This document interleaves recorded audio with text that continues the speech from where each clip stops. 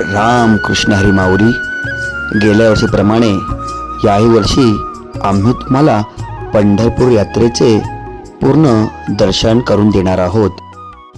कार्तिक महिना सुरू झाला की सर्व वारकऱ्यांना आपल्या विठुरायाचं दर्शन कधी घडणार याची ओढ लागलेली असते.